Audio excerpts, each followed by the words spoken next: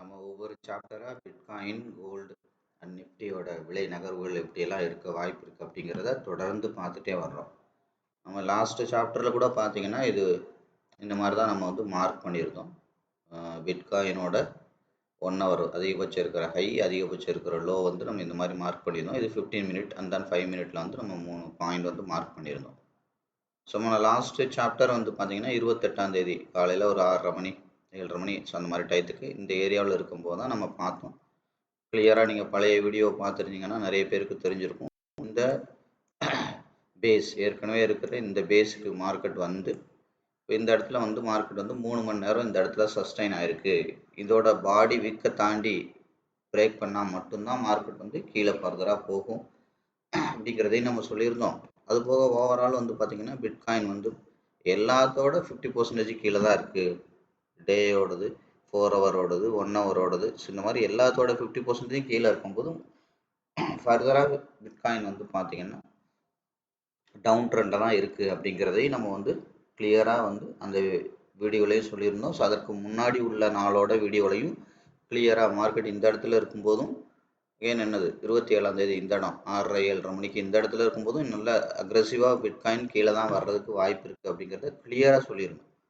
சரிங்களா? ஸோ அந்த வீடியோவை நீங்கள் போய் கூட நீங்கள் எடுத்து பாருங்கள். மார்க்கெட் கீழே தான் வரும்ன்றதை நான் கிளியராக சொல்லியிருந்தேன். ஸோ அதுபடி பிட்காயின் வந்து கீழே தான் வந்திருக்கு. அது மாதிரி இந்த லோவை உடைச்சதுன்னா ஃபர்தராக இன்னும் கீழே தான் போகும் அப்படிங்கிறதையும் நம்ம தெளிவாக சொல்லியிருந்தோம். ஸோ அதன்படி பிட்காயின் என்ன நடந்திருக்கு? கீழே தான் போயிருக்கு. சரியா? சரி. அதுபோக மார்க்கெட்டோட அந்த ஸ்ட்ரக்சரை வந்து நீங்கள் ரீட் பண்ணி பார்க்கணும். முதல்ல ஒரு பேட்டர்னாக ரீட் பண்ணி பார்த்தீங்கனாலே உங்களுக்கு ஒரு ஐடியா கிடைக்கும். இப்போ நம்ம பழைய ஒரு இது பேசிக் மறுபடியும் நான் என்ன பண்ணுறேன், பேசிக்லேருந்து மறுபடியும் கொஞ்சம் அப்படியே ஞாபகப்படுத்திட்டே வர்றேன். இப்போ பேசிக்லேருந்து ட்ரெண்ட் வரைக்கும் வந்திருக்கோம். இப்போ என்ன பண்ணுவோம், மறுபடியும் பேசிக்லேருந்து ட்ரெண்ட் வரைக்கும் நான் மறுபடியும் கொஞ்சம் கொஞ்சமாக ஞாபகப்படுத்துகிறேன். இந்த வீடியோலாம் நீங்கள் தொடர்ந்து பார்க்க டெக்னிக்கலாக ஒரு சார்ட்டை வந்து நீங்கள் எப்படி அனலைஸ் பண்ணணும், ஒரு இண்டிகேட்டர் இல்லாமல் எந்த ஒரு விஷயமே இல்லாமல் உலகத்தில் இருக்கிற எல்லா சார்ட்டையும் உங்களால் அனலைஸ் பண்ண முடியும். அவ்வளோ எளிமையாக யதார்த்தமாக இருக்கும். ஆனால் இந்த அடிப்படையில் உள்ள எல்லா வீடியோவும் நீங்கள் என்ன பண்ணணும், கிளியர் கட்டாக மாற்றிருக்கணும். புரியுதுங்களா? ஸோ இது பார்த்தீங்கன்னா தெரியும், இது வந்து ஒரு வி பேட்டர்னாக இருக்குது. முதல்ல ஃபார்ம் ஆகிருக்கு. இது வி பேட்டர்ன் மேலேருந்து வந்து கீழேருந்து பையர் கொண்டு போயிருக்காங்க. இது பாருங்கள் சிங்கிள் லேயர் தான் வச்சுருக்கு இந்த இடத்துல, சிங்கிள் லேயர். அதுக்கப்புறம் என்ன ஆயிருக்கு, மார்க்கெட்டோட டெப்த்து இங்கே இருந்த மார்க்கெட்டோட டெப்த் வந்து பாருங்கள், இங்கே இது வரைக்கும் செல்லர் கொண்டு வந்துட்டாங்க. ஃபஸ்ட்டு டைம் இங்கேருந்து இவ்வளோ தூரம் கொண்டு வந்தாங்க. இப்போ இதை உடச்சி பையர் என்ன பண்ணாங்க, 25 50 75 100 25 அளவுக்கு தான் கொண்டு முடிஞ்சிச்சு. ஃபர்தராக பையர் கொண்டு போக முடியலை. அப்போ முடியலைன்னா என்ன ஆகும், ஆட்டோமேட்டிக்காக இந்த லோ உடச்சி புதுசாக லோ வச்சிடும். அப்போ என்ன ஆயிரும், மார்க்கெட்டோட டெப்த் அதிகமாயிரும், செல்லரோட டெப்த் அதிகமாகிடும். அப்போ அகெயின் என்ன ஆகும், பையரோட ஸ்ட்ரக்சர் இப்போ ஃபார்ம் பண்ணுறாங்க. மறுபடியும் என்ன இருக்குது, ஒரு டபுள் லேயர் போட்டிருக்கு. இதோட 25 50 75 100 போக முடியலை. அப்போ என்ன ஆகும், மறுபடியும் இந்த லோ உடச்சி புதுசாக லோ வைக்கும். அப்போ லோ வைக்கும்போது நம்ம ஏற்கனவே பார்த்துருக்கோம், இந்த லோ வச்சு உடைக்கும் போது விக் மட்டும் வச்சிருக்கா, பாடி மட்டும் வைக்குதா அப்படிங்கிறத பார்க்கணும். ஃபர்ஸ்ட் டைம் பாருங்கள், விக் மட்டும் வச்சிருக்கு. அப்போ அதனால தான் நடந்திருக்கு, இந்த 25 ரேஞ்ச் வரைக்கும் மறுபடியும் போயிருக்கு. மறுபடியும் ரெண்டாவது டைம் பாருங்கள், அக்ரெசிவாக பாடியே வச்சிருச்சு. பாடி ஸ்ட்ராங்காக வெளியில் அவுட் சைடு வச்சதுன்னா அதுவும் ஃபெயில்டு கேண்டில் இல்லாமல் ஃபுல் ஃப்ளெஜ்டான பாடியெல்லாம் வச்சது அப்படின்னா கட்டாயம் மார்க்கெட் வந்து இன்னும் ஃபர்தராக கீழே தான் போகும் அப்படிங்கிறது கன்ஃபார்மாக நீங்கள் எதுக்கலாம். அப்போ என்ன ஆகும், மார்க்கெட்டோட டெப்த்து இன்னும் அதிகமாகும். அகெயின் பையர் கொண்டு போயிருக்காங்க, 25 முடியலை. திரும்பி வரும்போது இந்த இடத்த உடைக்கும் போது என்ன நடந்திருக்கு, விக் வைக்கலை, முழு பாடி கேண்டில் வச்சுருக்காங்க. அப்போ என்ன ஆகும், இன்னும் ஃபர்தராக கீழே தான் போகும். அடுத்து என்ன நடக்குது, இதோட டெப்த் இங்கேருந்து வரைக்கும் வந்திருக்கு. அப்போ இந்த இடம் ரொம்ப முக்கியமான இடம். இந்த இடத்த வச்சு தான் நம்ம ஏற்கனவே சொன்னோம். அப்போ இந்த இடத்துல அகெயின் பாருங்கள், மறுபடி ட்ரை பண்ணியிருக்காங்க. திரும்ப வரும்போது இந்த இடத்துல விக் மட்டும் தான் வந்திருக்கு, பாடி வரல. முதல் டைம் கவனிச்சிங்கன்னா தெரியும். அடுத்து அகெயின் போயிருக்கு. திரும்ப இந்த இடத்துல பாருங்கள், விக் மட்டும் தான் வந்திருக்கு, பாடி வரல. இன்னொரு தடவை வரப்போகுது. இது தாண்டி பாடி வந்தால் மட்டும்தான் ஸ்ட்ராங்காக இன்னும் கீழே போகும், இல்லைன்னா போகாது. ஸோ இதெல்லாம் நீங்கள் என்ன பண்ணலாம், இந்த மாதிரி அனலைஸ் பண்ணலாம். அதுக்கப்புறம் நீங்கள் ஃபர்தராக கவனிங்க ஒவ்வொரு விஷயமா கிளியராக கவனிங்க. முதல்ல ஒரு வி பேட்டர்ன் போட்டிருக்கு, அதோட வி பேட்டர்னோட 2 எட்ஜு, அதாவது கால், இது தலை அப்படின்னு நம்ம சொல்லியிருக்கோம். ஏற்கனவே சொல்லியிருக்கேன், இப்படி இருந்துச்சுன்னா ஏ பேட்டர்னில் தலை இங்கே இருக்குது, 2 கால் இங்கே இருக்குது. வி பேட்டர்ன் அப்படியே தலைகீழ், தலை இங்கே இருக்குது, கால் 2 மேலே இருக்குது. அப்போ வி பேட்டர்ன் மேலேருந்து செல்லர் கொண்டு வந்து பையர் கொண்டு போனது. அப்போ முதல் கால் இங்கே இருக்குது, ரெண்டாவது இங்கே இருக்குது, தலை இங்கே இருக்குது. அப்போ தலையை உடைச்சிட்டு அடுத்து ரெண்டாவது டைம் போகும்போது நீங்கள் இதை தாண்டி டெப்த்து நான் புதுசாக டெப்த்து ஸ்ட்ரக்சர் அப்படிங்கிற ஒரு விஷயம் நான் புதுசாக சேர்த்துருக்கேன். அப்போ நீங்கள் என்ன பண்ணணும், ஆட்டோமேட்டிக்காக இதை நீங்கள் வந்து நோட் பண்ணிக்கணும். இது இனிமேல் மார்க்கெட்டில் வந்து டெப்த்து அப்படின்னா மார்க்கெட் வந்து சேம் ட்ரெண்டில் ஃபாலோ பண்ணுறது அப்படின்னு அர்த்தம். ஸ்ட்ரக்சர்னா ஆப்போசிட் ட்ரெண்டில் ஃபாலோ பண்ணுறதுன்னு அர்த்தம். அப்போ இங்கே டெப்த்துங்கிறது என்ன, செல்லர் கீழே கீழே கீழே. டெப்த்துனா முதல்ல என்ன, ஆழம் அப்படின்னு அர்த்தம். ஆழத்தை தானே டெப்த்துன்றோம். அப்போ என்ன ஆகுது, ஃபஸ்ட்டு டைம் இவ்வளோ ஆழம் கொண்டு வந்தாங்க, ரெண்டாவது டைம் என்ன பண்ணாங்க, இந்த லோ உடைச்சு இவ்வளோ ஆழம் கொண்டு வந்துட்டாங்க, மூணாவது டைம் என்ன பண்ணாங்க, இந்த லோ உடைச்சு இவ்வளவு ஆழம் கொண்டு வந்துட்டாங்க. இப்போ நாலாவதோட இதை லோ உடைச்சு ஆழமாக கொண்டு போக முடியல. இப்படிதான் மார்க்கெட் வந்து ரீட் பண்ணணும். கரெக்டா? சரி, அதை தான் இப்போ நம்ம இன்னும் கொஞ்சம் அப் சைடும் பேட்டர்னை உங்களுக்கு நான் எக்ஸ்பிளைன் பண்ணுறேன். அப்போ முதல்ல இங்கேருந்து வந்துச்சு, இங்கே போச்சு, அப்போ இங்கே ஒரு கால் இருக்குது, இங்கே ஒரு கால் இருக்குது, இங்கே ஒரு தலை இருக்குது. கவனிங்க, அடுத்து ரெண்டாவது இடம் வந்துட்டு போகும்போது இந்த தலை லைனுக்கும் போக முடியல, இந்த காலுக்கும் போக முடியல, இந்த காலுக்கும் போக முடியல. அப்போ என்ன ஆகும், மார்க்கெட் வந்து இன்னும் அக்ரெசிவாக கீழே போகும். ஒரு பேசிக் பவுண்டரியை கூட தொட முடியல. சரியா? அடுத்து இப்போ கவனிங்க, இப்போ ஓவரால் டெப்த் எவ்வளோ தூரம் வந்திருக்கு, இங்கேருந்து இவ்வளோ தூரம் வரைக்கும் வந்துருச்சா, இப்போ இவ்வளோ தூரம் வரைக்கும் போயிருக்கா. அப்போ இது தலை, இது ஒரு கால், இது ஒரு கால். அடுத்து மார்க்கெட் என்ன நடந்திருக்கு, இதை தாண்டி வெளியில் அவுட் சைட் கேண்டில் விக் மட்டும் போட்டிருக்கு. பாடி வந்து ஃபெயில்டு கேண்டில் பாடி தான் போட்டிருக்கு. ஃபெயில்டு கேண்டில்னா என்னது, கவனிங்க, inside candle outside candle. முதல்ல இன்சைட் கேண்டில் அவுட் சைட் கேண்டில்னா என்னன்னு புரிய வைக்கிறேன். முதல்ல ஒரு கேண்டில் இருக்கு, அதிகபட்ச ஹை அதிகபட்ச லோ, அடுத்த கேண்டில் இப்படி இருக்கு அப்படின்னு வச்சுக்கோங்க.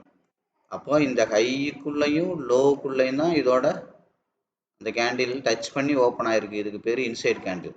இப்போ புரியுதுங்களா? இப்போ இப்படி ஒரு ஹை இருக்கு, லோ இருக்கு, இந்த ஹையையும் லோவையும் டச் பண்ணாமலே முழுசா அடுத்த கேண்டில் வந்து இந்த இந்த ஏரியாவுக்குள்ள ஒரு ஒரு பாயிண்ட் கூட இது இந்த லைன்ல டச்சே இல்லாம முழுசா இது வெளியில ஓப்பன் ஆச்சு அப்படின்னா இதுக்கு பேர் அவுட் சைட் கேண்டில். இதுக்கு பேர் inside candle, outside candle. புரியுதுங்களா? சரி, அப்போ ஃபெயில்டு கேண்டில்னா என்னது, இப்படி டச் பண்ணி ஓப்பன் பண்ணுற கேண்டிலோட பாடி 75% பாடி உள்ளேயும் வெறும் 25% மட்டும் வெளியில இருந்து ஓப்பன் ஆச்சுன்னா இதுக்கு பேர் ஃபெயில்டு கேண்டில். புரியுதுங்களா? இதே வந்து 50-50 பாடி இதே லைனில் வந்து இப்படி ஓப்பன் ஆகி 50% பாடி வந்து உள்ளேயும் 50% வெளியில் இருந்துச்சுன்னா இது வந்து ஃபெயில்டு கேண்டில் கிடையாது. அதாவது என்ன அர்த்தம், ரெண்டு பேரும் ஈக்குவல் ஃபோர்ஸில் இருக்காங்கன்னு அர்த்தம். அப்போ இந்த ஹைக்குள்ளேயும் லோவுக்குள்ளேயும் அந்த பாடி டச் ஆகியே ஓப்பன் ஆயிருந்துச்சுன்னா க்ளோசிங் ப்ரைஸ் கீழே இருக்கணும், டச் ஆகியே ஓப்பன் ஆகி இருந்துச்சு அப்படின்னா இது இன்சைட் கேண்டில். இதோட க்ளோசிங் ப்ரைஸ் ரெட் கலர் கேண்டிலாக இருக்கணும், அதான் அர்த்தம். அப்போ இது வந்து இந்த லைனை டச்சே பண்ணலை, இந்த ஹைக்குள்ளேயும் லோக்குள்ளேயும் ₹1 கூட அந்த லைனுக்குள்ளே டச்சே ஆகலை அப்படின்னா இது வந்து முழுக்க முழுக்க அவுட் சைட் கேண்டில். அப்போ என்ன நடந்திருக்கு, இந்த ஏரியாவில் ப்ரீவியஸாக அந்த மார்க்கெட் வெளியில் வந்திருக்கு, ஆனால் இன்சைட் கேண்டில். மறுபடியும் என்ன நடந்திருக்கு, பையர் இந்த தலை ஏரியா வரைக்கும் ட்ரை பண்ணியிருக்காங்க, ஆனால் இந்த கால் ரெண்டும் போக முடியல. அப்போ என்ன ஆயிடுது, மறுபடி மார்க்கெட்டில் அவுட் சைட் கேண்டில் ஸ்ட்ராங்காக போடும்போது என்ன நடக்கும், இந்த லோ உடைச்சு புதுசாக லோ வைக்கும்.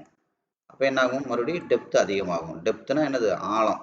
அப்போ இந்த ஆழம் இப்போ இங்கே இருந்தது இங்கே வந்திருக்கு, இங்கே இருந்தது இங்கே வந்திருக்கு, இப்படி ஆழம் அதிகம் ஆகிறது தான் டெப்த்.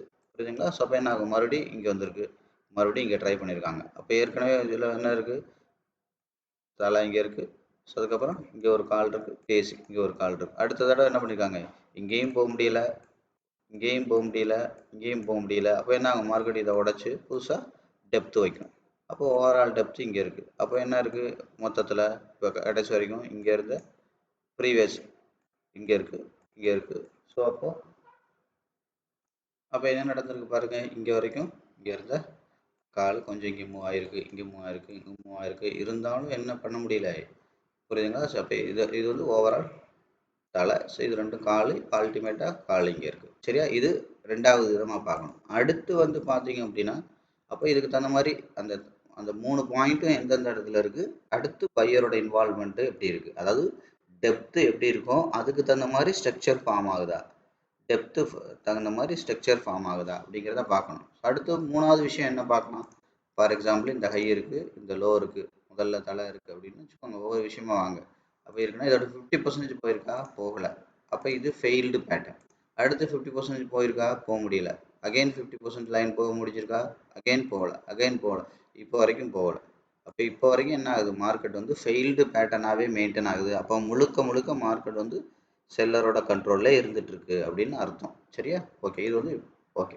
அடுத்து நான் என்ன சொல்கிறேன் கவனிங்க. இப்போ முதல்ல இங்கேருந்து வந்துச்சு, இந்த வி பேட்டர்னோட தலையை மட்டுமே எடுங்க, அடுத்து தலையை டச் பண்ணலை, அடுத்து டெப்த் அதிகமாச்சு, அடுத்து என்ன நடந்துச்சு, தலையை டச் பண்ணுச்சு. ஆனால் ப்ரீவியஸாக இருக்கிற தலையை தாண்டி போக முடியல. அடுத்து என்ன பண்ணுது, மறுபடியும் புதுசாக ஒரு தலை வச்சுச்சு, தலையை டச் பண்ணுச்சு, ப்ரீவியஸாக உள்ளது போக முடியல. அகெயின் பாருங்கள், டெப்த் அதிகமாகி அகெயின் இந்த தலையை இப்போ தலையவே டச் பண்ண முடியல. அகெயின் பாருங்கள், ப்ரீவியஸாக லோ இங்கே இருக்குது. இந்த லோவாக மார்க் பண்ணி பார்க்குறது. அடுத்து பாருங்கள், வயர் கொண்டு போனாங்க, ப்ரீவியஸாக இருந்த தலையை டச் பண்ண முடியல. அகெயின் இப்போ ப்ரீவியஸாக இருந்த தலையை டச் பண்ணி கவனிங்க, வெளியில் பாடி வைக்க முடியல. இங்கே பாருங்கள், வெளியில் பாடி வைக்க முடியல, வெளியில் பாடி வைக்க முடியல.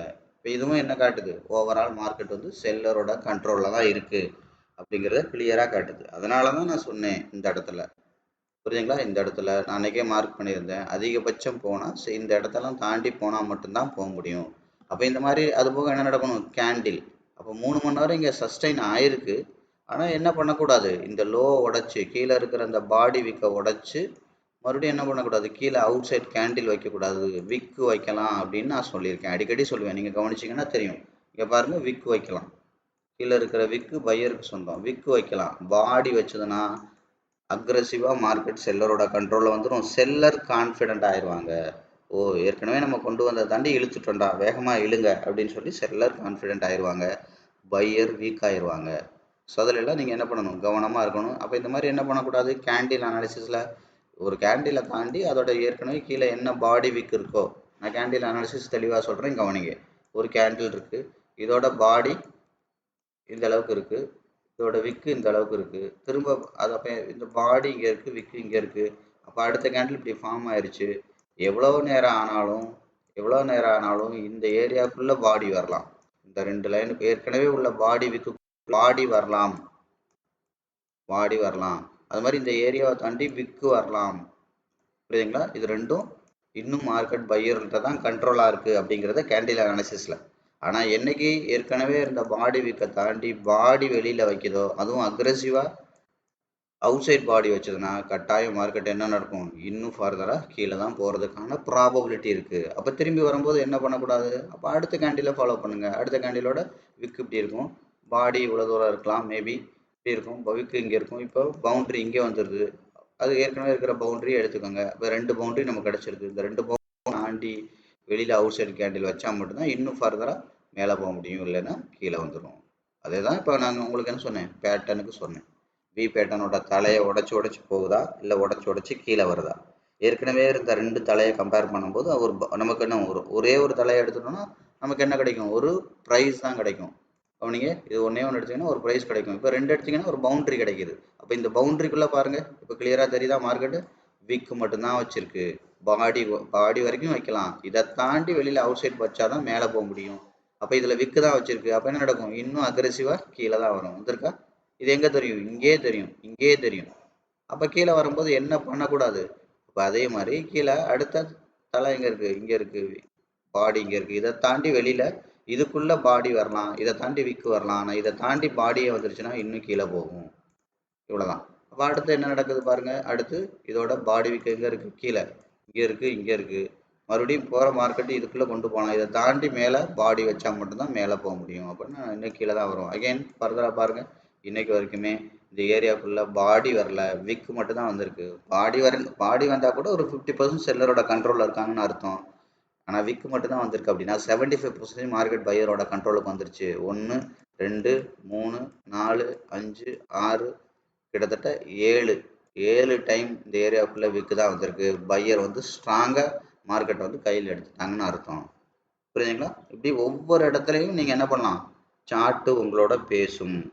இப்போ நான் எல்லாமே எதையுமே நான் புதுசாக சொல்லலை. இது வரைக்கும் இந்த சேனலில் சாப்டர் பை சாப்டராக ஒரு கிளாஸ் எடுக்கிற மாதிரி, ஒரு ஸ்டூடெண்ட்டுக்கு சொல்லி கொடுக்குற மாதிரி, மார்க்கெட்னா என்னன்னே தெரியாதவங்களுக்கு நான் எளிமையாக சொல்லி கொடுத்ததை தான் ஒவ்வொரு வீடியோலையும் என்னென்ன அங்கங்கே சொல்லி கொடுத்தனோ அதை தான் இப்போ நான் வரிசையாக சொல்லிகிட்டு இருக்கேன். இப்போ பாருங்கள் எவ்வளோ விஷயங்கள் இருக்குது. சும்மா ஒரு சாதாரண இந்த ஹைக்குள்ளேயும் லோவுக்குள்ளே தான் ஒரு கேண்டிலாக எடுத்து பேசினா கூட இதை இன்னும் 3 நாளைக்கு பேசலாம். அவ்வளோ விஷயங்கள் இதுக்குள்ளே இருக்குது. இல்லை ஒரு பேட்டரை மட்டும் இதில் எடுத்து பேசணுன்னா கூட ஒரு வாரம் பேசலாம். ஒரு ட்ரெண்டை எடுத்து பேசணும்னா 1 மாதம் பேசலாம். இந்த ஹையிலேருந்து இந்த லோவுக்குள்ளே 1 மாதம் இதுக்குள்ளே பேசலாம். 1 மாதம் பேசுகிற அளவுக்கு இங்கே கண்டென்ட் இருக்குது. இதுக்குள்ளே அவ்வளோ விஷயங்கள் இருக்குது, ஆச்சரியமான விஷயங்கள். அதான் நான் சொன்னேன் இல்லையா, சார்ட்டு உங்களோட பேசும். இந்த சேனலில் இருக்கிற ஒவ்வொரு அடிப்படையான வீடியோக்களையும் நீங்கள் அடிப்படையிலேருந்து பார்த்துட்டு வாங்க. புரியுதுங்களா? பிளேலிஸ்ட் இருக்கிற வீடியோஸை நீங்கள் பேசிக்லேருந்து பார்த்துட்டு வந்தீங்கன்னா டெக்னிக்கலை பொறுத்த வரைக்கும் நீங்கள் உலகத்தில் எங்கேயுமே கிளாஸ் போக தேவையில்லை. டெக்னிக்கலுக்கு நான் சொல்கிறேன், டெக்னிக்கலாக தேவையில்லை. அப்போ நம்மளோட ட்ரைனிங் எதுக்கு இருக்குது? உங்களை சைக்காலஜிக்கலாக ரெடி பண்ணுறதுக்கும் ப்ரொஃபஷனலாக ஃபண்ட் மேனேஜ்மெண்ட் பண்ணுறதுக்கும் தான் நம்மளோட ட்ரைனிங் இருக்குது. டெக்னிக்கலாக தேவையில்லை. ஆனால் திரும்ப திரும்ப நான் சொல்கிறதான், டெக்னிக்கலுங்கிறது 10 மார்க்கு தான். ட்ரேடு எடுக்கிறதுக்கு முன்னாடி உள்ள சமாச்சாரங்கள் தான் டெக்னிக்கல். ஒரு 20% வேலைகள் தான் இது பயன்படும். நீங்கள் லாபம் சம்பாதிக்கிறதுக்கான 80% வேலைகள் டெக்னிக்கலில் கிடையாது. அது எல்லாமே ஃபண்ட் மேனேஜ்மெண்ட்லேயும் உங்களோட சைக்காலஜிக்கல் ஃபிட்னஸ்லையும் trading system, combination of trading system இருக்குது. எல்லா இடத்துலையும் ஒரே மாதிரி ட்ரேட் பண்ண முடியாது. நீங்கள் நல்லா தெரிஞ்சுக்கோங்க, தோற்று போயிடுவீங்க. அது மாதிரி எல்லா நேரத்துலையும் 5 நிமிஷம் சார்ட் எடுத்து வச்சுக்கிட்டே ட்ரேட் பண்ண முடியாது, தோற்று போயிடுவீங்க. அது மாதிரி எல்லா நேரத்துலையும் நான் 1:1, 1:2, 1:3 வச்சு பண்ணுறேன் ஃபண்ட் மேனேஜ்மெண்ட்டு. எல்லா இடத்துலையும் உங்களுக்கு லாபம் வராது. இது எல்லாமே பாதி கரெக்டு, முழுசாக கரெக்டு கிடையாது. புரியுதுங்களா? முழுசாக டோட்டலி வேறு, பணக்காரன் பண்ணுறது வேறு. அது மாதிரி எல்லா இடத்துலையும் நீங்கள் ஸ்டாப் லாஸ் வச்சு ட்ரேட் பண்ணிங்கன்னா உங்களுக்கு லாஸ் மட்டும்தான் வரும்.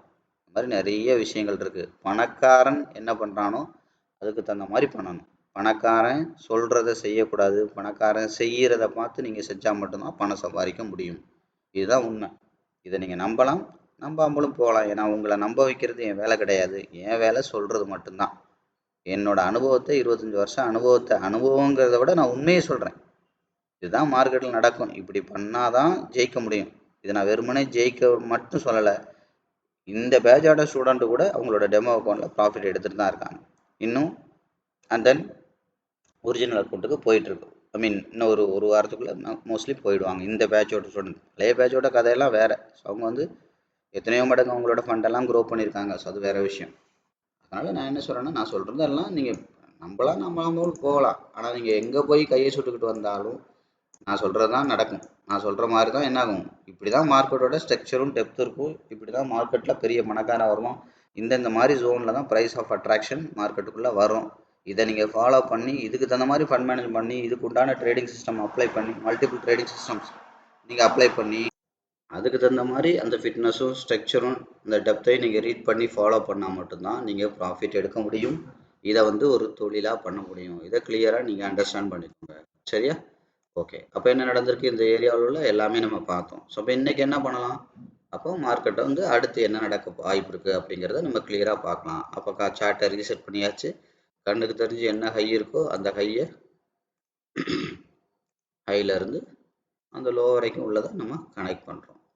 ஸோ இப்போ லோ வரைக்கும் உள்ளதை கனெக்ட் பண்ணுறோம். இப்போ என்ன நடந்திருக்கு? ஸோ இந்த ஏரியா இருக்குது. இப்போ இன்றைக்கி மார்க்கெட் என்ன நடக்கணும் கவனிங்க. இன்றைக்கி மார்க்கெட் என்ன நடக்கணும்? முதல்ல 50% கீழே இருக்குது. அப்போ 50% கீழே இருக்குன்னா அண்டர் வேல்யூவில் மார்க்கெட் இருக்குது. அண்டர் வேல்யூவில் இருக்குது. நான் ஏற்கனவே சொன்னேன் 2 நாளைக்கு முன்னாடியே, பிட்காயின், கோல்டு, நிஃப்டி இது 3மே அதிகபட்சம் புரியுதுங்களா கீழே வர்றதுக்கு தான் வாய்ப்பு இருக்குது அப்படிங்கிறத நான் தெளிவாக கடைசியாக உள்ள 2 வீடியோலையும் நான் ரொம்ப ஸ்ட்ராங்காக சொல்லியிருக்கேன். கீழே வர்றதுக்கு தான் வாய்ப்பு இருக்குது அப்படிங்கிறத சொன்னேன். இன்னொன்னையும் நான் சொன்னேன், அண்டர் வேல்யூவில் வரும்போது பை பண்ண தயாராக இருக்கணும். அண்டர் வேல்யூங்கிறது பை பண்ணுறதுக்கு. அண்டர் வேல்யூங்கிறது கீழே வர தயாராக இருக்குங்கிறதுனால செல் பண்ணுங்கன்னு அர்த்தம் கிடையாது. பணக்காரங்க பை தான் பண்ணுவாங்க. ஏன்னா விலை குறைய பை பண்ணணும். விலை அதிகமாக குறைச்ச விலைக்கு வாங்கினதை அதிக விலைக்கு விற்கணும். Under value, over value. So அப்போ அண்டர் வேல்யூக்கு வந்துட்டுருக்கு அப்படிங்கிறத நான் சொன்னேன். அப்போ என்ன ஆகும்? கீழே தான் வருது அப்படிங்கிறது. சரி, அப்போ இன்னும் டவுன்கிரேட் பண்ணி பார்த்து வரைஞ்சா என்ன பண்ணுறோம்? இன்றைக்கி இதோட 15 மினிட்ஸ் 1 ஹவருக்கு அப்புறம் என்னது 15 மினிட்ஸ் சார்ட்டை ரீசெட் பண்ணுங்கள். கண்ணுக்கு தெரிஞ்சு எங்கே லோ இருக்கோ அந்த லோவை அந்த கண்ணுக்கு தெரிஞ்சு என்ன ஹை இருக்கோ அந்த ஹையை கனெக்ட் பண்ணுங்கள். இப்போ என்ன நடந்துட்டுருக்கு? 15 மினிட்ஸும் மார்க்கெட் என்ன நடந்திருக்கு? 50% கீழே வந்து இது பண்ணிகிட்ருக்கு. இப்போ நீங்கள் இந்த இடத்த நான் சொல்கிறேன் 1 ஹவர் முடிச்சுட்டு கவனிங்க. நான் 15 மினிட்டுக்கு வந்து வர்றேன். 1 ஹவர் இந்த இடத்துல இருக்குது. அகெயின் கவனிங்க. இப்போ என்ன நடக்கணும்? கீழே வருதுன்னா இப்போ உங்களுக்கு தெரியுதா? ஏற்கனவே 1 ஹவரோட 50%க்கு கீழே இருக்குது. இந்த 50% லைனுக்கு கீழே இருக்குது. ஆனால் 15 மினிட்ல பாருங்கள் 50% லைனுக்கு மேலே இருக்குது. அப்போ என்ன அர்த்தம்? இந்த 50% லைனு இந்த 50% லைனு இப்போ மார்க்கெட் என்ன இருக்குது? பவுண்ட்ரிக்குள்ளே இருக்குது. நான் 3 விஷயம் தெளிவாக பார்க்க சொன்னேன். இந்த 50% லைனுக்கு மேலே இருக்கா, இல்லை ஓவரால் இந்த 50% லைனுக்கு கீழே இருக்கா, இல்லை பவுண்ட்ரிக்குள்ளே இருக்கா, இது மெயினாக பார்க்கணும். ஸோ அப்போ எதுக்கு பார்க்கணும், கொஞ்சம் மார்க்கெட்டை ஷார்ட் டேர்மாக பார்க்கணுன்னா 5 மினிட் 15 மினிட் 1 ஹவருக்கு பார்க்கணும். கொஞ்சம் லாங் டேர்மாக பார்க்கணுன்னா 1 ஹவர் 4 ஹவர் டேக்கு பார்க்கணும். ஒரு இன்வெஸ்ட்மெண்ட் ஜோனாக பார்க்கணும் அப்படின்னா டே வீக்கு மந்த்துக்கு பார்க்கணும். இதெல்லாம் பார்க்கணும். இதெல்லாம் இந்த காம்பினேஷனில் நீங்கள் பார்த்தா மட்டும்தான் மார்க்கெட் வந்து ஷார்ட் டேர்மாக மிட் டேர்மாக லாங் டேர்மாக இருக்கிறத நீங்கள் ஓரளவு ஐடென்டிஃபை பண்ண முடியும்னு நான் ஏற்கனவே தெளிவாக சொல்லியிருக்கேன். ஸோ அப்போ என்ன பண்ணலாம், நம்ம இன்னும் கொஞ்சம் டவுன் கிரேட் பண்ணி 5 மினிட்டுக்கும் நம்ம ட்ராப் பண்ணிவிட்டு ஃபைனலாக மார்க்கெட்டை வந்து அனலைஸ் பண்ணி இன்றைக்கி அடுத்த 1 or 2 டேஸுக்கு மார்க்கெட் எப்படி இருக்க வாய்ப்பு இருக்குது அப்படிங்கிறத நம்ம பார்க்கலாம். இப்போ 5 மினிட்டும் அதிகபட்ச ஹை அண்ட் லோ எங்கே இருக்குது, இங்கே இருக்குது. ஸோ இந்த சேம் ஹை அண்ட் லோ தான் 5 மினிட்டுக்கு இருக்குது அப்படிங்கிறதுனால நம்ம என்ன பண்ணலாம், இந்த ஹை அண்ட் லோவை எடுத்துக்கலாம். அந்த ஹை அண்ட் லோவுக்கு அப்புறம் உள்ள ஹை அண்ட் லோவை நம்ம எடுத்துக்கலாம். சேமாக இருந்துச்சுன்னா நமக்கு 2 பவுண்டரி தேவையில்லை, அப்போ 2 எடுத்துக்கலாம். இப்போ நீங்கள் பார்த்தீங்கன்னா தெரியும். இப்போ நான் 1 ஹவருக்கு மறுபடியும் போகிறேன், கவனிங்க 1 ஹவருக்கு போகிறேன். ஸோ 1 ஹவருக்கு போகிறேன், கவனிங்க. இப்போ நமக்கு வந்து என்னது 3 50% லைன் இருக்குது. இப்போ மார்க்கெட் பாருங்கள், 1 ஹவர் வந்து இந்த இடத்துல இருக்குது, 5 மினிட் 15 மினிட் வந்து இந்த ஏரியாவில் இருக்குது. அப்போ இந்த ஏரியாவுக்கு உள்ளே இருக்குது. இப்போ நீங்கள் ஓவரால் மார்க்கெட் வந்து அப்போ கீழே தான் வரப்போகுது அப்படின்னா என்ன பண்ணணும், முதல்ல இந்த 15 மினிட்டோட 50% லைனை தாண்டி மேலே போகணும்.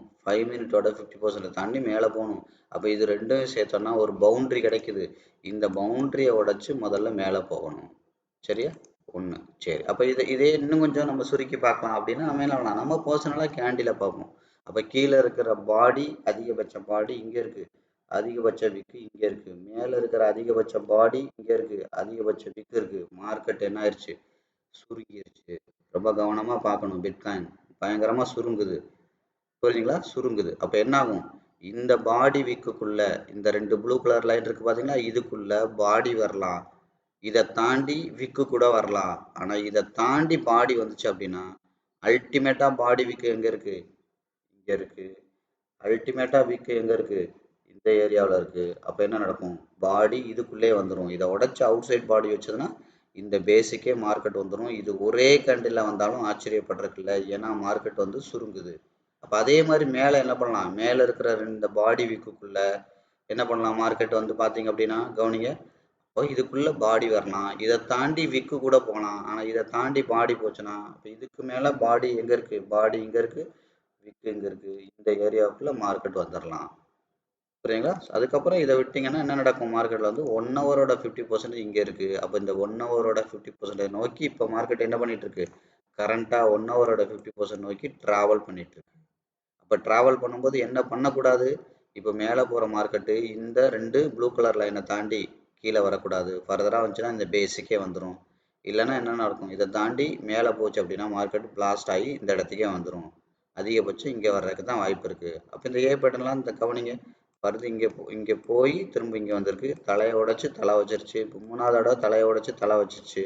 அப்போ தலையை உடைச்சி தலை வைக்கும்போது என்ன நடக்கணும், பாடி மேலே மேலே போயிட்டுருக்கணும். இப்போ பாடி இப்போ இந்த இடத்துல 2 பாடி சேம் ப்ரைஸில் இருக்குது. இப்போ கொஞ்சம் மேலே போயிருக்கு, இப்போ கொஞ்சம் மேலே போயிருக்கு. இப்போ ஃபர்தராக இதை உடச்சி போனால் மட்டும்தான் மேலே போகும், புரியுதுங்களா. அப்போ என்ன நடந்திருக்கு, மார்க்கெட் வந்து இந்த மாதிரி மைனூட்டாக வாட்ச் பண்ணணும். இப்போ ஓவரால் கவனிங்க, இப்போ ஓவரால் இவ்வளோ விஷயங்கள் இன்டெப்த்தாக பார்த்துருக்கோம். இப்போ நான் என்ன பண்ணுறேன், ஓவரால் வெறுமனே பச்சை கலர் மட்டும் பார்ப்போம். பச்சை கலரில் தான் நம்ம அவுட்லைனாக பார்க்குறது, பச்சை கலரை மட்டும் பார்ப்போம். அப்போ நீங்கள் கவனிங்க, இந்த பச்சை கலரை தாண்டி ட்ரை பண்ணி கவனிங்க, விக்கு மட்டும்தான் வச்சுருக்கு, பாடி வைக்கலை. பாடி வைக்க முடியாமல் என்ன நடந்திருக்கு, மேலே போயும் இந்த இடத்துல இந்த பச்சை கலர்கிட்ட விக்கு தான் வைக்குது, கீழேயும் விக்கு தான் வைக்குது. அப்போ மார்க்கெட் என்ன ஆகுது, கொஞ்சம் கொஞ்சமாக சுருங்கி மேலே கீழே மேலே கீழே மேலே கீழே இடித்து பிளாஸ்ட் ஆகி மேலே போகிறதுக்கு வாய்ப்பு இருக்குது, புரியுதுங்களா. மேலே போகிறதுக்கு வாய்ப்பு இருக்குது. கீழே வரதா இருந்தால் என்ன பண்ணணும், இந்த பாடி வரைக்கும் இந்த விக் வரைக்கும் திரும்ப மார்க்கெட் என்ன இருக்கும், மார்க்கெட் வந்து பார்த்தீங்கன்னா இந்த தூரத்தில் இருக்குது இதோட பேஸு. ஸோ இப்போ கீழே வரக்கான ப்ராபபிலிட்டி ரொம்ப கம்மி. கீழே வரக்கூடாதுன்னு கிடையாது, கீழே வரக்கான ப்ராபபிலிட்டி ரொம்ப கம்மி. அதே மாதிரி நீங்கள் என்ன பண்ணணும், ஃபர்தராக ரீட் பண்ணணும். இப்போ என்ன அர்த்தம், மொத்தத்தில் இந்த 50% லைன், இந்த 50% லைன், இந்த 50% லைனுக்குள்ளே தான் மார்க்கெட் உள்ளே இருக்குது. அப்படிங்கிறதுனால என்ன ஆகும், மார்க்கெட் சுருங்கிக்கிட்டு இருக்கு அப்படின்னு அர்த்தம், புரியுதுங்களா. ஸோ அப்போ என்ன நடக்கணும், சுருங்குற மார்க்கெட் வந்து ஏதாவது ஒரு சைடு கண்டிப்பாக பிளாஸ்ட் ஆகும்.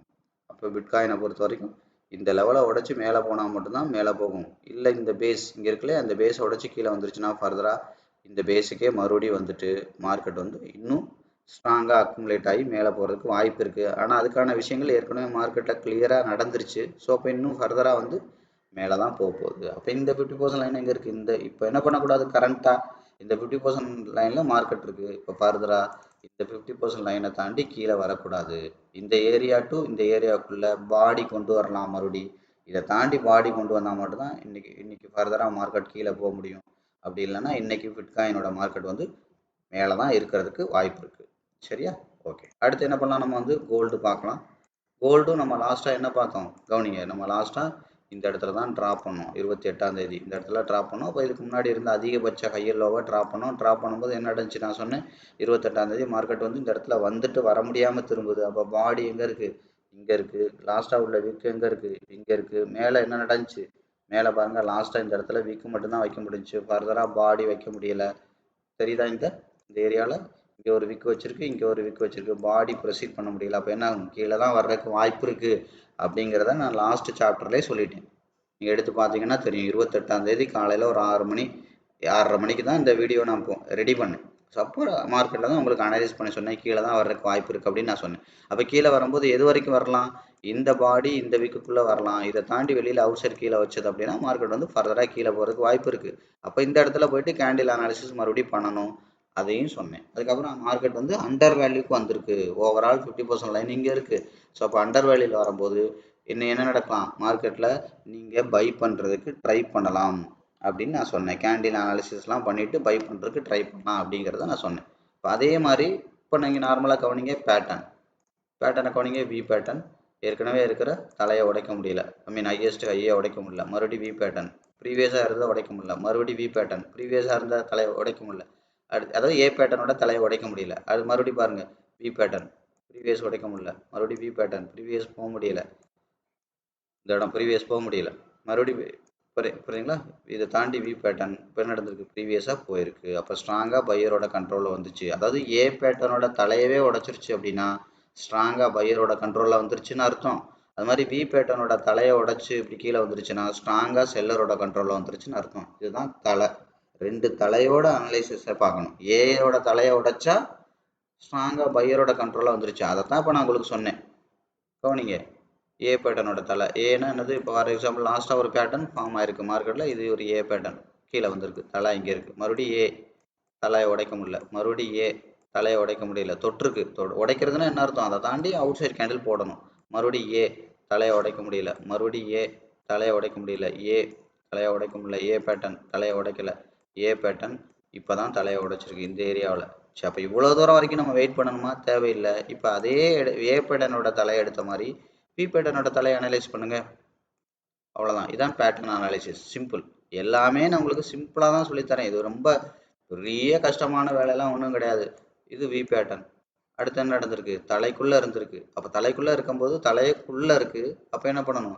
இதுக்கு முன்னாடி இருக்கிற ஏ பேட்டர்னோட தலையை உடைக்கணும்.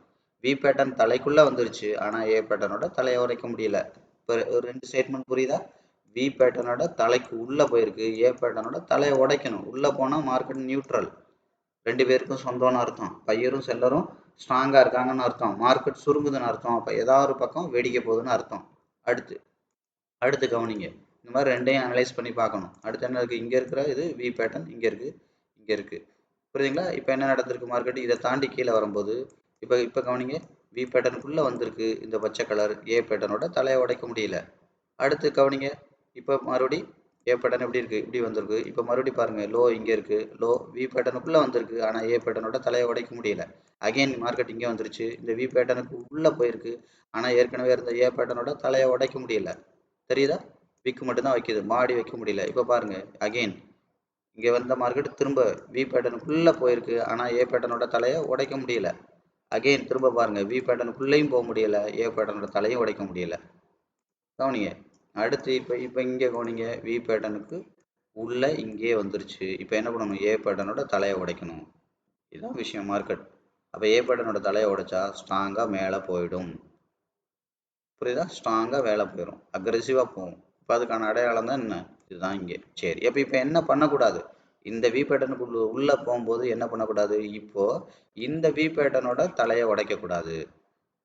இப்போ புரியுதா உங்களுக்கு? இப்போ பாருங்க, இப்போ இந்த ஏற்கனவே இருந்த இந்த வி பேட்டர்னுக்கு உள்ள போயிருக்கு.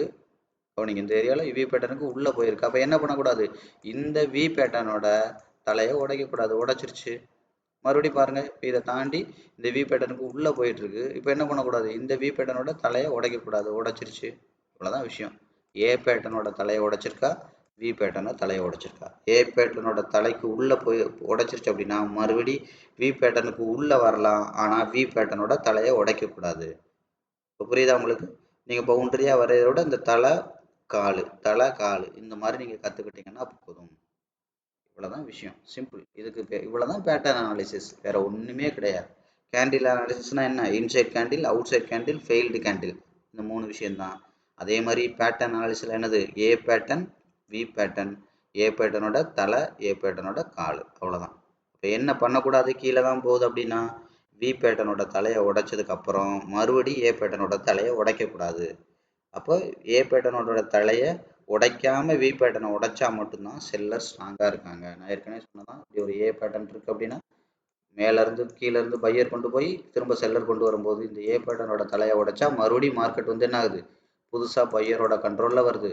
மேலேருந்து கீழே வந்து மறுபடியும் பையர் மேலே கொண்டு போகும்போது இப்போ என்னென்னா இந்த வி பேட்டர்னோட தலையை உடைச்சிட்டாங்கன்னா மறுபடியும் மார்க்கெட் செல்லரோட கண்ட்ரோலில் வருது. இப்படி செல்லரோட கண்ட்ரோல் வந்ததுக்கப்புறம் கவனிங்க, இப்படி வந்து செல்லரோட கண்ட்ரோலுக்கு வந்ததுக்கப்புறம் மார்க்கெட்டு இந்த வி பேட்டர்னுக்கு உள்ளே போகலாம். ஆனால் இந்த ஏ பேட்டர்னோட தலையை உடைக்கக்கூடாது. உடைச்சதுன்னா மறுபடியும் பையரோட கண்ட்ரோலுக்கு வந்துடும். இதுதான் பேட்டர்ன் அனாலிசிஸ். இந்த வீடியோலாம் நீங்கள் எடுத்து 1க்கு 2 தடவை திரும்ப திரும்ப பாருங்கள். உங்களுக்கு மார்க்கெட் வந்து கிளியராக புரியும். இப்போ நான் என்ன பண்ணுறேன், ஆட்டோமேட்டிக்காக அண்டர் வேல்யூக்கு வந்துருச்சு, வாங்குங்கன்னு சொன்னேன். நாங்கள் நிறைய ட்ரேட் வாங்கி நான் ப்ராஃபிட்டெல்லாம் எடுத்திருக்கேன். அது மாதிரி பிட்காயின்லையும் இப்போ என்னோட ஒரு 2 ட்ரேடு வந்து ப்ராஃபிட்டில் முடிச்சிருக்கேன். ஒரு ட்ரேடு வந்து இப்போ ப்ராஃபிட்டில் போயிட்டுருக்கு. இது எல்லாமே நான் வாய்ப்பு இருந்தால் அடுத்த வீடியோவில் நான் உங்களுக்கு கிளியராக காட்டுறேன். நான் இது சொல்கிறது மட்டும் கிடையாது. நிறைய பேர் எனக்கு என்ன சொல்கிறீங்க, பர்சனலாக கமெண்ட்லாம் பண்ணுறீங்க, இப்படி சொல்லிக்கிட்டே இருக்கீங்களே நீங்கள் எடுத்து ட்ரேட் பண்ணி காட்டுங்கன்னு. ட்ரேட் பண்ணி காட்டுறது என் வேலை கிடையாது. புரியுதா? என் பசிக்கு நான் சாப்பிட்டா போதும். நான் என்ன சாப்பிட்றேன்னு ஊருக்கே காட்டணும்னு அவசியம் கிடையாது. புரியுதா? உங்களுக்கு பசி இருந்தால், நான் சொல்கிறது இது உண்மைன்னு நீங்கள் நம்பிக்கை இருந்தால் நீங்கள் தான் அதை முழுசாக கற்றுக்கிட்டு ட்ரேடப் பண்ணி நீங்கள் தான் சம்பாதிக்க பார்க்கணும். நீங்கள் சம்பாதிச்சா தான் உங்கள் பசிக்கு நீங்கள் சாப்பிட முடியும். புரியுதா? எனக்கு இது வேலை கிடையாது. நான் திரும்ப திரும்ப சொல்கிறதான், என்னோட இதெல்லாம் திறந்து காட்டணும்னு அவசியம் கிடையாது. எப்போவாவது நான் ரேராக சம்டைம்ஸ் காட்டுவேன். பட் அதே வேலையாக செஞ்சுட்டு இருக்க முடியாது. நம்மளோட நாலேஜ் தான் இப்போ எதுக்கு நான் காட்டுறது இல்லை, கவனிங்க. என்னோட அறிவு உங்களுக்கு பயன்படும். இப்போ நான் இவ்வளோ நேரம் இதை பற்றி நான் பேசுகிறேன், இது உங்களுக்கு பயன்படும். என் அக்கௌண்ட்டை எடுத்து ஓப்பன் பண்ணி காமிச்சா உங்களுக்கு எந்த விதத்துலையாவது பயன்படுமா? உங்களுக்கு விரக்தியை தான் தரும். நல்ல பசியில் இருக்கும்போது இன்னொருத்தன் சாப்பிட்றத அப்போ வீடியோ எடுத்து பாருங்கள் கைஸ், நான் இது சாப்பிட்டுட்டு இருக்கேன் கைஸ், இப்படி பண்ணுறேன் கைஸ், அப்படி கைஸ்ன்னு சொன்னால் உங்களுக்கு விரக்தி தான் வரும். என்னடா வாழ்க்கை அப்படிங்கிற மாதிரி தான் வரும். அதுதான் அடிக்கடி சொல்லுவாங்க, ஒரு ஏழைக்கிட்ட உங்களோட பணக்காரத்தனத்தை காட்டக்கூடாது.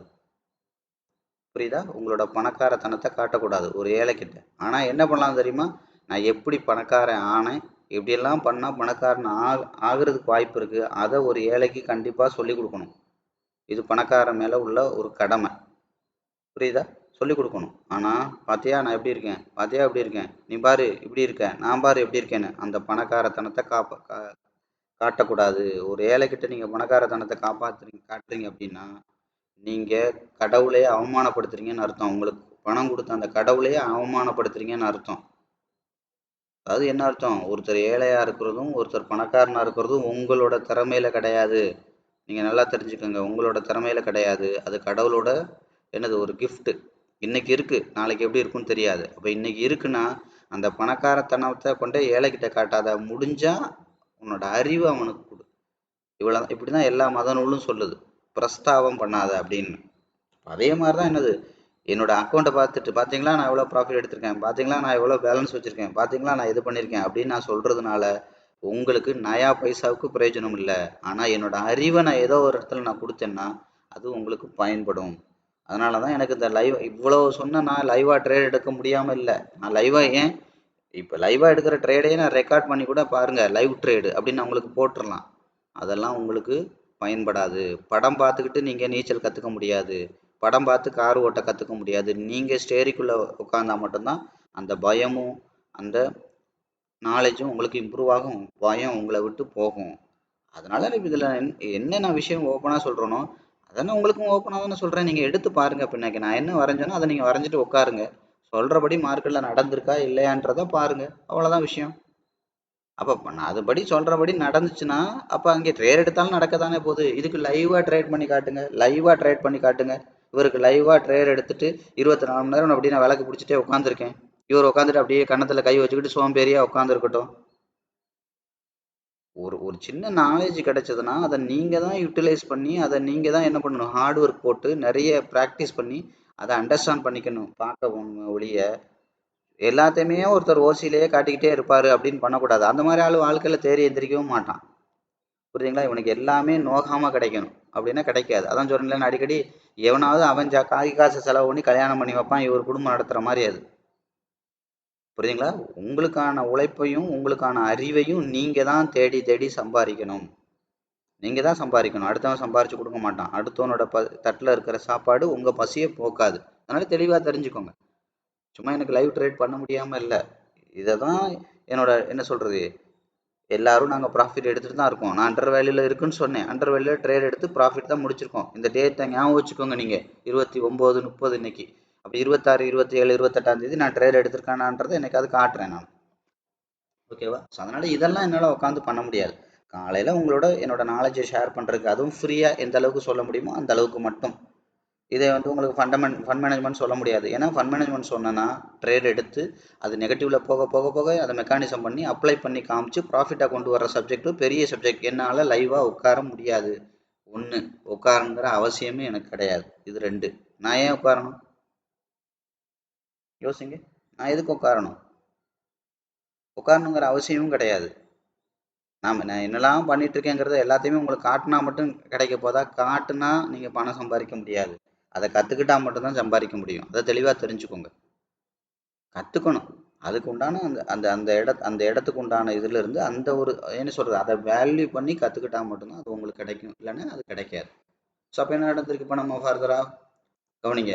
இப்போ கோல்டு அதிகபட்சம் ஹை எங்கே இருக்குது, அதிகபட்சம் லோ எங்கே இருக்குது, அதுக்குள்ளே நம்ம வரைஞ்சி வச்சுருக்கோம். இப்போ என்ன நடந்திருக்கு? கோல்டு 50% மேலே இருக்குது, ஓவர் வேல்யூவில் இருக்குது, திரும்பி வர்றதுக்கு வாய்ப்பு இருக்குது. இப்போ என்ன பண்ணணும்? கோல்டு கீழே தான் வரப்போகுது அப்படின்னா இந்த ஏ பேட்டர்ன் பாடி இங்கே இருக்குது, விக் இங்கே இருக்குது, இந்த ஏ பேட்டர்னை போட்ட தலைக்குள்ளே வரலாம். இந்த தலையை உடச்சி வெளியில் அவுட் சைட் பாடி வச்சதுன்னா இன்னும் மேலே போயிடும். அப்போ இப்போ என்ன நடந்துட்டுருக்கு? இங்கேருந்து பையர் கொண்டு போனாங்க, அதோட 50% நோக்கி கீழே வந்துட்டுருக்கு. அப்போ என்ன பண்ணணும்? கோல்டு கொஞ்சம் கரெக்ஷன் ஆகிறதுக்கு வாய்ப்பு இருக்குது, கீழே வர்றதுக்கு வாய்ப்பு இருக்குது. இதே 15 மினிட்ஸ் எடுத்து வரைஞ்சா இன்னும் கொஞ்சம் அதே சேம் பவுண்ட்ரி தான் வரும். ஏன்னா மார்க்கெட் அக்ரெசிவாக படன்னு போயிடுச்சு. இது மாதிரி கீழே தான் வர்றதுக்கு வாய்ப்பு இருக்குது. ஸோ இதோட இதுவும் வரைஞ்சோன்னா நமக்கு என்ன நடக்குது? அதிகபட்சம் லோ இங்கே இருக்குது, அதிகபட்சம் ஹை இங்கே இருக்குது. பாருங்கள், இந்த 50% தாண்டி கீழேயும் க்ளோஸ் ஆகிருக்கு.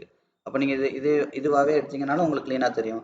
இந்த 50% லைனை தாண்டி மேலே அவுட் சைட் கேண்டில் வச்சா மட்டும்தான் மேலே ஃபர்தராக இந்த பேஸ் வரைக்கும் வரும். இல்லைன்னா இன்னும் கீழே தான் வர்றதுக்கு வாய்ப்பு இருக்குது. அப்போ கீழே என்ன இருக்குது? இந்த 50% லைன் இருக்குது, 1 ஹவரோட 50% லைன் இருக்குது. ஸோ இதை நோக்கி வர்றதுக்கான வாய்ப்பு இருக்குது. அடுத்து என்ன பண்ணுறோம்? இது 5 மினிட்ஸ் இல்லையா? And then 15 minutes. 15 மினிட்ஸ் எடுத்தோம்னா ஆட்டோமேட்டிக்காக என்ன நடக்கும்? அதுவும் கிட்டத்தட்ட சேம் அதே ட்ரெண்ட் தான் ஃபாலோ பண்ணும். கொஞ்சம் கொஞ்சம் எக்ஸ்டென்ஷன் நான் சொன்னேன் இல்லையா, ரெண்டும் கிட்டத்தட்ட சேம் அதே இடத்துல தான் இருக்குது. 1 ஹவரும் 15 மினிட்ஸும் அதே இடத்துல தான் இருக்கும். நான் சொன்னேன். அப்போ இதை நோக்கி தான் வர்றதுக்கு வாய்ப்பு இருக்குது. இப்போ இதை நோக்கி வரும்போது இமீடியட் பவுண்ட்ரி எங்கே இருக்குது? 50% லைன் 5 மினிட்ல இங்கே இருக்குது. இதை தாண்டி வெளியில் அவுட் சைடு வச்சா மட்டும்தான் இந்த பேசிக்கே வர முடியும். அதைத்தான் நான் உங்களுக்கு என்ன சொன்னேன், 1 ஹவர்லேயே ஒரே ஒரு கேண்டிலை வச்சே சொல்லிட்டேன். 1 ஹவரில் இதோட பாடி இங்கே இருக்குது, விக் இங்கே இருக்குது. இந்த பாடி டு விக்குள்ளே பாடி போகலாம். பாடியை தாண்டி பாடி போச்சுன்னா மார்க்கெட் இன்னும் ஃபர்தராக மேலே தான் போகும். ஆனால் மேலே போகிறதுக்கான வாய்ப்பு கொஞ்சம் குறைவாக இருக்குது. ஏன்னா அடுத்த பவுண்ட்ரி இங்கே இருக்குது. ஸோ இதை நோக்கி வர்றதுக்கான ப்ராபபிலிட்டி தான் மார்க்கெட்டில் இருக்குது அப்படிங்கிறத நான் தெளிவாக சொல்லியிருக்கேன். புரியுதுங்களா? சரி, ஓகே. அடுத்து என்ன பண்ணலாம்? இப்போ நம்ம வழக்கம் போல் நிஃப்டிக்கு போகலாம். நிஃப்டியோட சார்ட் நான் ஏற்கனவே நிஃப்டிலையும் சொன்னேன். இது நம்ம லாஸ்ட்டாக வரைஞ்சது இங்கே இருக்குது, தெரியுதா? இந்த இடத்துல தான் கவனிங்க. நிஃப்டி 28ஆம் தேதி தான் நம்ம இந்த இடம் 28ஆம் தேதி காலையில் ஒரு 6:30 7 மணிக்கு தான் நம்ம என்ன பண்ணோம், 2வது நாள், ஃபஸ்ட் நாள் இங்கே பார்த்தோம், 2வது நாள் இங்கே பார்த்தோம்.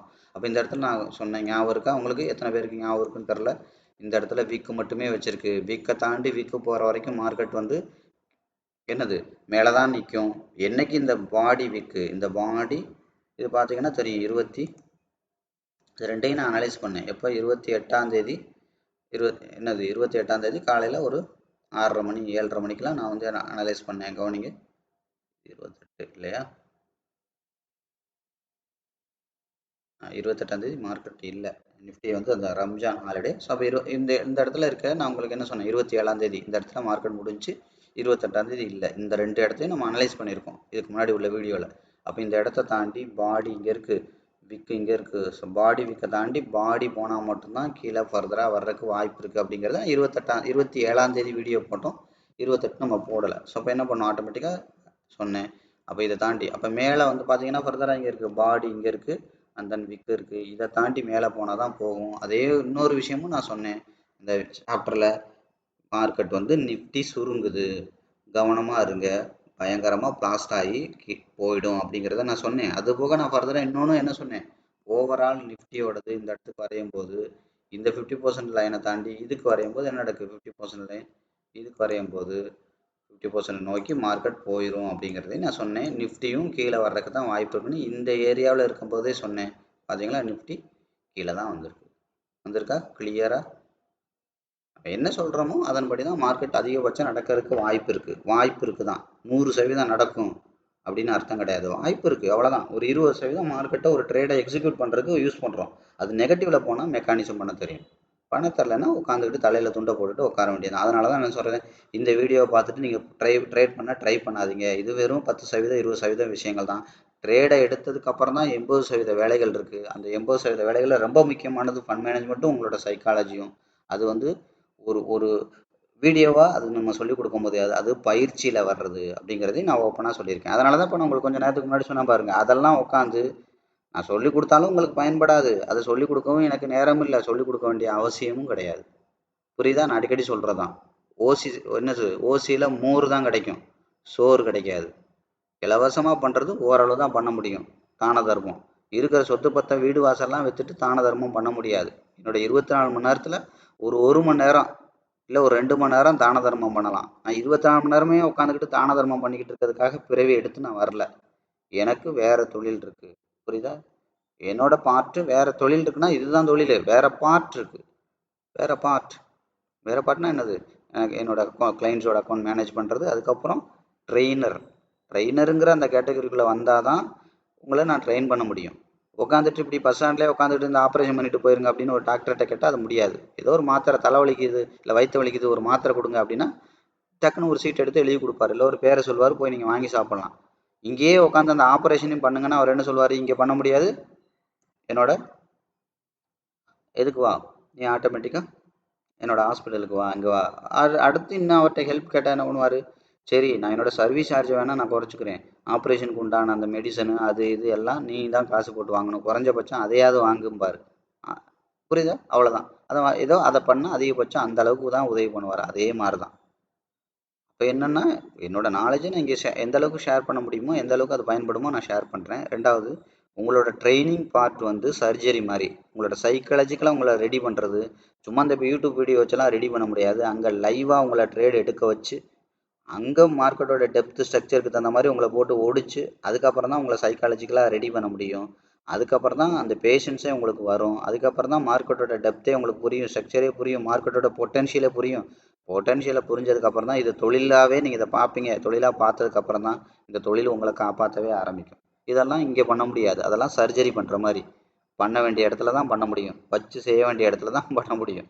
பஸ் ஸ்டாண்டில் என்ன பார்க்லாம் உட்காந்துட்டு சர்ஜரி பண்ண முடியாது, புரியுதா? ஸோ அதுக்குன்னு ஒரு இடம் இருக்குது. ஸோ அங்கே தான் அது பண்ண முடியும். அதனால தான் சொன்னேன், இங்கே இதுதான், அங்கே அதுதான். அப்போ அங்கேயுமே நான் என்ன பண்ணுவேன், ஆட்டோமேட்டிக்காக சும்மா ஒரு 25 வருஷம் எக்ஸ்பீரியன்ஸ் உள்ளவர் எந்த அளவுக்கு சார்ஜ் பண்ணுவார்னு உங்களுக்கு தெரியும். ஆனால் நான் அந்த அளவுக்குலாம் சார்ஜ் பண்ணலை. சராசரியாக ஒரு என்ன சொல்கிறது, ஒரு நாளைக்கு ஒரு 500 ருபீஸ் அளவில் தான் நான் சார்ஜ் பண்ணுறேன். ஒரு நாளைக்கு 500 ரூபா அளவு தான் சார்ஜ் பண்ணுறேன். அப்போ யோசிச்சு பாருங்கள், 500 ரூபா அளவில் 3 மணி நேரம் குறைஞ்சபட்சம் அந்த ட்ரைனிங்கில் உங்களுக்கு நான் டைம் ஸ்பெண்ட் பண்ணுறேன். அப்போ 1 மணி நேரத்துக்கு 150 ரூபா தான். அப்போ ஒரு 25 வருஷம் எக்ஸ்பீரியன்ஸ் உள்ள ஒரு நபர் முதல்ல உங்களுக்கு சொல்லிக் கொடுக்குறதே பெருசு. நான் பச்சையாக தான் சொல்கிறேன், இது வந்து ஒரு ஆணவத்திலலாம் சொல்லலை. இவ்வளோ எக்ஸ்பீரியன்ஸ் உள்ள நபர் முதல்ல உங்களோட பேசக்கூட மாட்டாங்க. நீங்கள் வேணால் வெளியில் அப்படி நீங்கள் வெளியில் அந்த மாதிரி நபர்களை நீங்கள் சந்திக்கலை, அதனால் உங்களுக்கு தெரிய மாட்டேங்குது. நீங்கள் சந்திக்கிறவங்க ஃபுல்லாக என்ன பண்ணுறான், பண்டபாத்திரம் விற்கிறவனா இருக்கிறதுனால உங்களுக்கு மார்க்கெட்டோட பொட்டென்ஷியல் தெரியலை, பேசக்கூட மாட்டாங்க.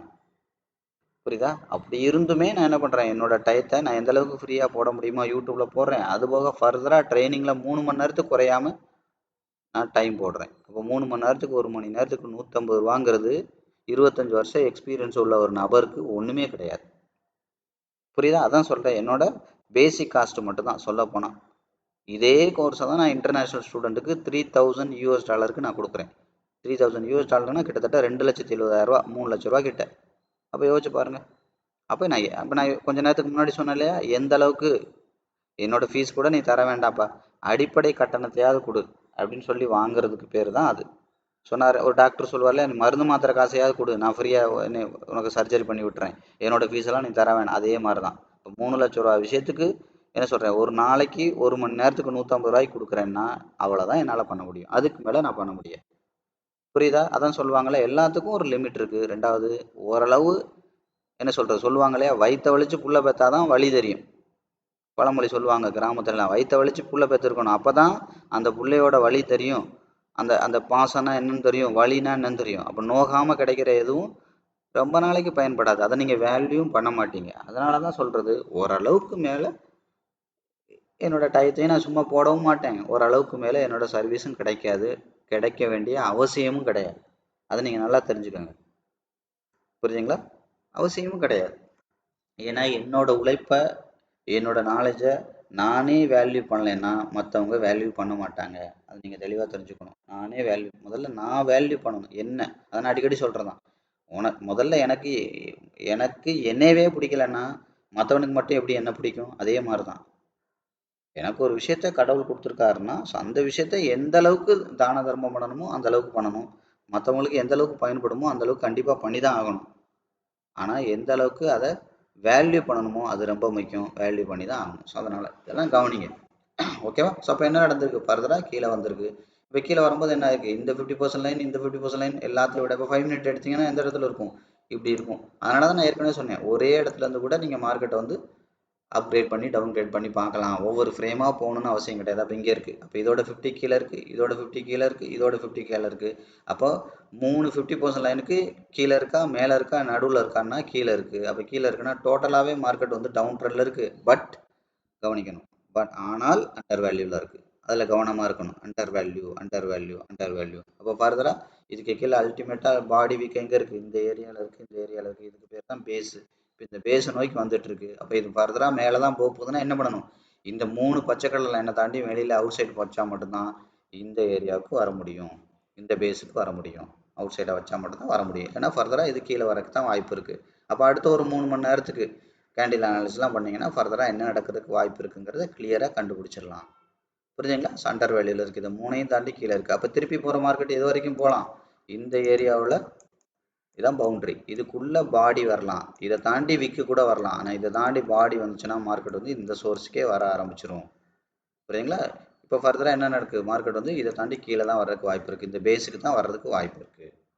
இது மாதிரி ஒவ்வொரு வீடியோலையும் நான் கிளியராக எக்ஸ்பிளைன் பண்ணிருக்கேன். இதுக்கு பேர் தான் டெய்லி அனாலிசிஸ். நீங்கள் எடுத்து பாருங்கள், டெய்லி அனாலிசிஸ்ன்னு கொடுக்குறவங்களாம் இந்த அளவுக்கு கிளாரிட்டியாக அவங்களுக்கு கொடுக்குறாங்கன்னு. இந்த இடத்துல சப்போர்ட் இருக்குது, இந்த இடத்துல ரெசிஸ்டன்ஸ் இருக்குது, அது யாருக்கு தான் தெரியாது? அதை சொல்கிறக்கா இங்கேருந்து பிறகு எடுத்து வந்தேன்? அது எல்லாருமே சொல்லலாமே. ஆனாலும் அவங்க என்ன சொல்லுவாங்க தெரியுமா, இதுதான் நடக்க போகிற மாதிரியே சொல்லுவாங்க. நான் என்ன சொல்கிறேன், இது எல்லாமே 20% வேலைகள் தான். இதை நான் ஓப்பனாக சொல்கிறேன். இன்னும் 80% வேலைகள் இருக்குது ட்ரேயர் எடுத்ததுக்கப்புறம். ஆனால் அதெல்லாம் முதல்ல அவங்களுக்குலாம் தெரியாது. நான் சேலஞ்ச் பண்ணியே சொல்கிறேன், 90% பேருக்கு, இப்போ இன்றைக்கி உங்களுக்கு கிளாஸ்ன்னு எடுக்கிற 90% பேருக்கு அந்த மிச்சம் உள்ள 80% வேலைகள் தெரியாது. அப்படியே தெரிஞ்சாலும் ஒரு 10% பேருக்கு தான் தெரியும். அந்த 10% பேரும் முதல்ல உங்களுக்கு சொல்லித்தர மாட்டான், அவன் உங்களோட டச்சில் இருக்க மாட்டான். அதனால தான் அவங்களோட இப்போ என்னோட ஸ்டைல்லாம் எப்படி இருக்குது, இஷ்டம்னா வீடியோ பாரு, இல்லைன்னா பார்க்காத இடத்த காலி பண்ணு அப்படின்னு தான் இருக்குது. காரணம் என்ன தெரியுமா, நான் சொல்கிறது உண்மை. பணக்காரன் என்ன பண்ணுறானோ, பணம் சம்பாதிக்கிறவன் என்ன ஃபாலோ பண்ணிட்டு இருக்கானோ அதை நான் சொல்லிட்டு இருக்கேன் டே 1ல இருந்து. அதனால தான் சொல்கிறேன், இதை பண்ணாதான் நீ பொழப்ப, இல்லைன்னா நீ ரத்தம் கக்கி சாவேங்கிற மாதிரி தான். அப்போ இஷ்டம்னா கேளு, இல்லைன்னா நீ எங்கே போய் இன்னும் கை காலெல்லாம் சுட்டுக்கிட்டு மறுபடி வா. அப்போ உனக்கு நான் சொல்கிறேன் ஞானம் அப்போ அப்போ வந்து உரைக்கும். அதாவது சொல்லுவாங்களே சுடுகாட்டு ஞானம். சுடுகாட்டு ஞானம்னா என்ன அர்த்தம், போகும்போது என்ன வாழ்க்கை, என்ன மனுஷ வாழ்க்கை, என்ன இது அப்படின்னு போகும்போது போகிறது, வரும்போது என்ன பண்ணுறது, அந்த ஞானம் கொஞ்ச நேரத்துக்கு தான் இருக்கும். அடக்கம் பண்ணிட்டு திரும்ப வரும்போது இந்த இடம் ரொம்ப நாளாக காலியாகவே கிடக்கு, இது யார் விட்ட இடம், கொஞ்சம் வாங்கி போட்டால் நல்லா இருக்குமே அப்படின்னு நினைக்கிறது. போகும்போது இருக்கிற புத்தி வரும்போது இருக்கிறது இல்லை. அதே மாதிரி தான் நமக்கு நிறைய பேருக்கு இந்த ஞானம் பிறக்கும். இந்த வீடியோ பார்த்தோன்னே சூப்பர் சார், நீங்கள் தெய்வம் சார், கடவுள் சார், உங்கள் ஃபோட்டோவை தான் சார் நான் வீட்டிலே வச்சு கும்பிட்றேன், எல்லாம் கரெக்டு தான். விஷயத்துக்குள்ளே இருக்கியான்னா அது இருக்காது. அந்த அந்த வீடியோ பார்த்து அந்த 1 மணி நேரம் 2 மணி நேரத்துக்கு அந்த ஞானம் பிறக்கும். அதுக்கப்புறம் 2 நாளுக்கு அப்புறம் அந்த ஞானம் வந்து வேலை செய்யாது. பழைய குருடி கதவை தட்டிங்கிற மாதிரி பழையபடியே திரியிறது சட்டையை கிழிச்சுக்கிட்டே. இதுதான் சுடுகாட்டு ஞானங்கிறது. பார்த்த உடனே வீடியோ பார்த்த உடனே இம்பார்ட் அதெல்லாம் தேராது. அதான் நான் சொன்னேன் அடிக்கடி, ரொம்ப அந்த வசனம் பேசுகிற ஆள், ரொம்ப வந்து புகழ்ந்து தள்ளுற ஆளெல்லாம் நம்பவே மாட்டேன் நான். ஏன்னா அது அதாவது என்ன சொல்லலை, உங்களோட விசுவாசத்தை எதில் காட்டணும், ரிசல்ட்டில் காட்டணும். அப்போ தான் அது அது உங்களுக்கு பயன்படும். சும்மா என்னை பற்றி கவிதை எழுதுனாலையோ கட்டுரை எழுதுனாலையோ ஏதாவது ஆக போதா? நயா பைசா நடக்காது. உங்கள் தட்டில் இருந்தால் தான் நீங்கள் சாப்பிட முடியும். நான் திரும்ப திரும்ப சொல்கிறதா தான். நீங்கள் இதை தொழிலாக கற்றுக்கிட்டு தொழிலாக அதுக்கான ஃபிட்னஸோடு இருந்தால் தான் இந்த தொழில் உங்களை காப்பாற்றும். சும்மா என்னை பற்றி கவிதை எழுதுறதுனாலையோ கட்டுரை எழுதுனாலையோ புகழ்றதுனாலையோ ஒரு மண்ணாங்கட்டியும் நடக்க போகிறதில்ல. விஷயம் என்ன, விஷயத்தை பார்க்கணும். இங்கேருந்து போய் என்ன புகழ்றதுக்கு அங்கேருந்து வந்தீங்க, இல்லை இல்லை, விஷயத்தை பாருங்கள். விஷயத்தை டெடிக்கேட்டடாக புரிஞ்சுக்க ட்ரை பண்ணுங்கள், முழுசாக கற்றுக்கோங்க. அதுக்கப்புறம் ப்ராக்டிஸ் பண்ணுங்கள். இந்த தொழில் உங்களை காப்பாற்றும். இந்த மாதிரி சும்மா வீடியோ பார்த்தோன்னே அப்படி பார்த்தோன்னே 1/2 மணி நேரம் 1 மணி நேரம் இருக்கிற அந்த சுடுகாட்டு ஞானம்லாம் வாழ்க்கைக்கு உதவாது.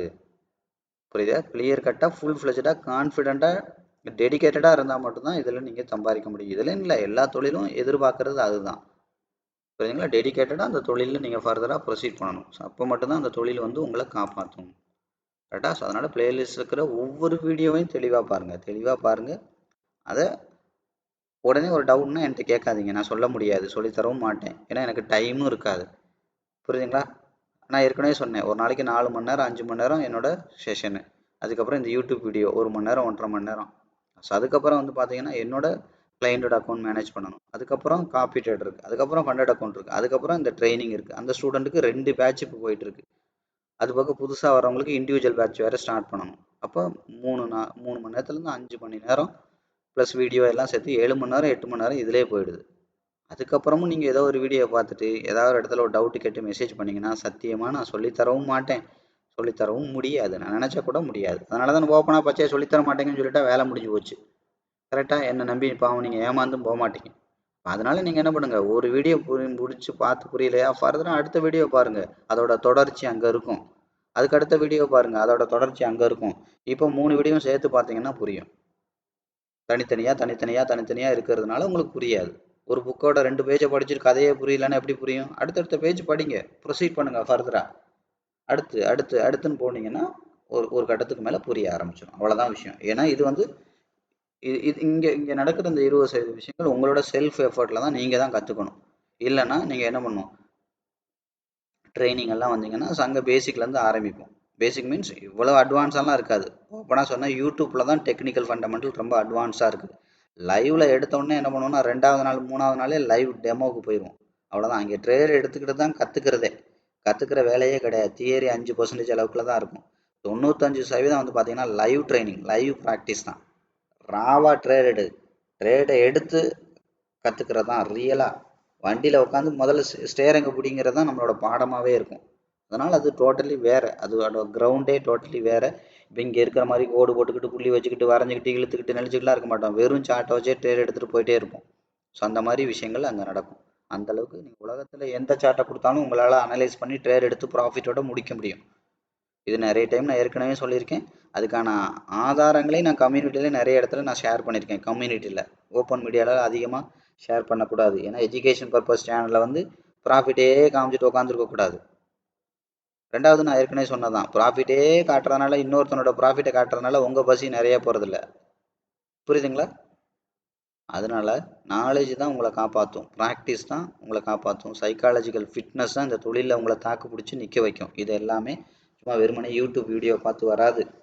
புரியுதுங்களா? நான் அடிக்கடி சொல்கிறது தான், யூடியூப் வீடியோ பார்த்து ஒரு வீட்டில் வேணால் சமைக்கலாம், ஒரு கல்யாண ஆர்டர்லாம் எடுக்க முடியாது. கல்யாண ஆர்டர் எடுக்கணும்னா நல்ல மாஸ்டர்கிட்ட போய் வேலை பார்த்து மாதக்கணக்கில் வேலை பார்த்து பயிற்சி எடுத்தால் மட்டும்தான் கல்யாண ஆர்டரை நீங்கள் எடுத்து சம்பாதிக்க முடியும். அதே மாதிரி யூடியூப்பை பார்த்துட்டு ஏதோ ஒன்று 2 பண்ணிகிட்டு இருக்கலாம். ஆனால் இதுதான் தொழில் அப்படிங்கிற மாதிரி பண்ணணும்னா யூடியூப்பில் பார்த்து பண்ண முடியாது.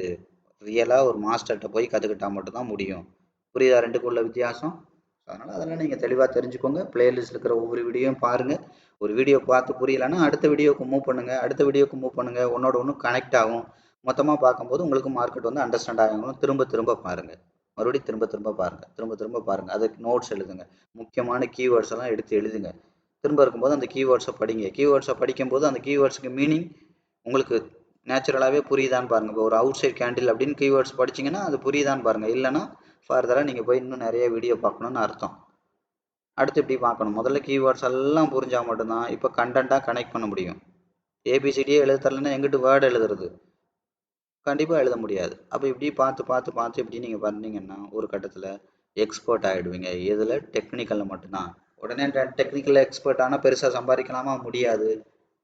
ட்ரேடு எடுக்கிறதுக்கு பயன்படும். ட்ரேடு எடுத்தால் மட்டும் லாபம் வந்துருமா? வராது. அது நெகட்டிவில் போகும்போது ஃபண்ட் மேனேஜ்மெண்ட்ங்கிற மெக்கானிசம் அது மிகப்பெரிய சாப்டர். பேசிக்காக பண்ணணும், அட்வான்ஸாக பண்ணணும், ப்ரொஃபஷனலாக பண்ணணும்.